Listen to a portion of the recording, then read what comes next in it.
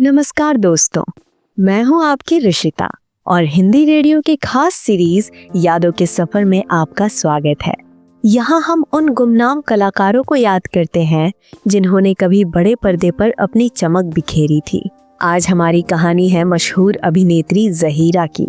ये वही अदाकारा है जिन्होंने देवानंद की फिल्म गैम्बलर में जूली का यादगार किरदार निभाया था। हमारे हाथ में भी तो लाल गुलाब है जूली। तुम्हारे लिए लाई हूँ। टेबल पे रख दूं या कि इन्हीं के साथ सुला दूं? इसके अलावा भी वो कई फिल्मों में नजर आई, पर समय के साथ उनकी शख्सियत फीकी पड़ती गई और आज वे भी गुमनामी भरी जिंदगी जी रही हैं। ये तो बता जाना किधर है। ज़हीरा का जन्म कब और कहाँ हुआ ये पता लगाना थोड़ा मुश्किल है, लेकिन वे एक पंजाबी राजपूत मुस्लिम घराने से ताल्लुक रखती थीं। बहुत छोटी उम्र में ही वे इंग्लैंड जाकर बस गईं और वहीं उनकी परवरिश हुई। कहा जाता है कि उनका परिवार नहीं चाहता था कि ज़हीरा फिल्मी दुनिया में कदम रखे, पर अपने परिवार की मर्जी के खिलाफ जाकर उन्होंने एक इंग्लिश फिल्म में एक छोटा सा किरदार निभाया। ये जेम्स बॉन्ड सीरीज की छठी फिल्म थी जिसका नाम था on her Majesty's secret service. इसमें उन्होंने ज़ारा का किरदार निभाया था। भले ही ये एक छोटी भूमिका थी, पर इसने एक बड़ा प्रभाव छोड़ा। इसके बाद ज़हीरा ने फ्रेंच धारावाहिक इमिग्रेंट 77 में भी काम किया। इसी दौरान जब सुनील दत्त और नरगिस लंदन आए तो उनकी मुलाकात ज़हीरा से हुई। सुनील दत्त ने उन्हें भारत आकर देवानंद की फिल्म गैम्बलर में काम करने का प्रस्ताव दिया और इस तरह 1971 में ज़हीरा का हिंदी सिनेमा में आगमन हुआ।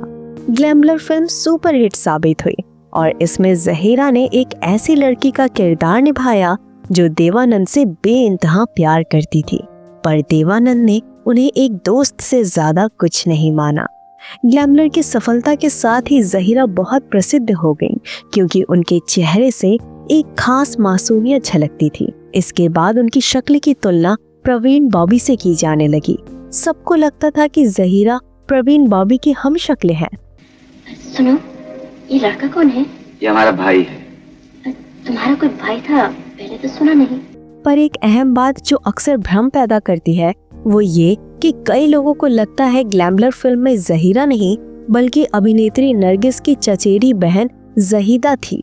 असलियत में उस फिल्म में ये दोनों अभिनेत्रियां मौजूद थी, ज़हीरा और ज़हीदा, जिन्होंने अपनी अपनी भूमिकाएं निभाई थी।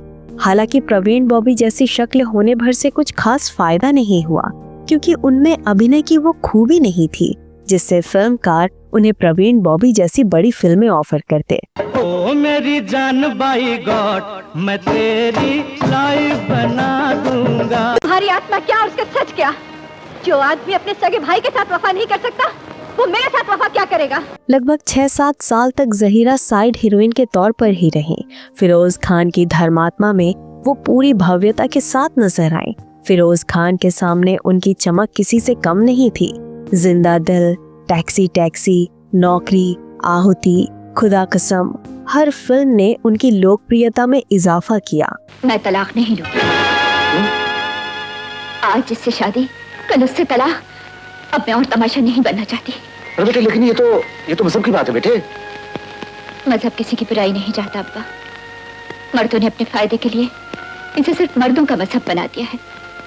अब मुझे जानवर की तरह इधर से उधर हाँका जा रहा है। अरे बेटे, जो कुछ हो गया उसे भूल जाओ ना। पर इसी बीच ज़हीरा ने बी ग्रेड फिल्मों में काम करना शुरू कर दिया। 1974 की फिल्म कॉल गर्ल में वो एक बोल्ड अवतार में नजर आई।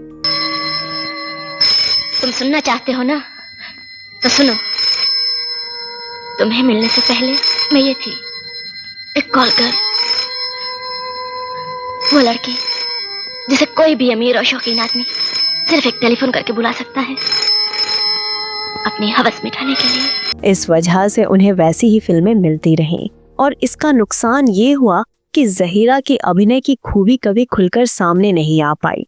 सुनील दत्त की फिल्म काला आदमी में भी ज़हीरा दिखाई दी, पर फिल्म के हिट होने का उन्हें कोई खास फायदा नहीं हुआ। ज़हीरा के जीवन में सबसे बड़ा मौका तब आया जब ऋषिकेश मुखर्जी जैसे नामी डायरेक्टर ने उन्हें अपनी फिल्म नौकरी में बतौर लीड एक्ट्रेस साइन किया। इसमें उनके हीरो खुद राजेश खन्ना थे। राज कपूर और नादिरा ने भी इस फिल्म में काम किया था। इसके बाद राजेश रोशन की फिल्म आहुति में भी जहीरा ने काम किया। इस फिल्म में वो साइड हीरोइन के रूप में दिखाई देती हैं।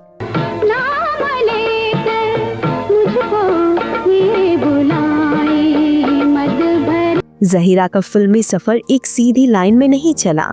वे कभी मुख्य अभिनेत्री बनती थी तो कभी सहायक अभिनेत्री। कुछ फिल्मों में उन्होंने बहुत बोल्ड किरदार निभाए थे। फिर भी ऐसी अभिनेत्री का फिल्म जगत से निकल जाना हैरान करने वाला सवाल है। खैर, फिल्म जगत से दूर होने के बाद उन्होंने लंदन के किसी बिजनेसमैन से शादी कर ली और वहीं बस गई। फिल्म इतिहासकारों के अनुसार कुछ पंजाबी फिल्मों में काम करने के बाद जहीरा ने 1982 में फिल्म जगत को अलविदा कह दिया और लंदन लौट गई। देखा जाए तो उनके घर वाले कभी नहीं चाहते थे कि वो कभी फिल्मों में काम करें।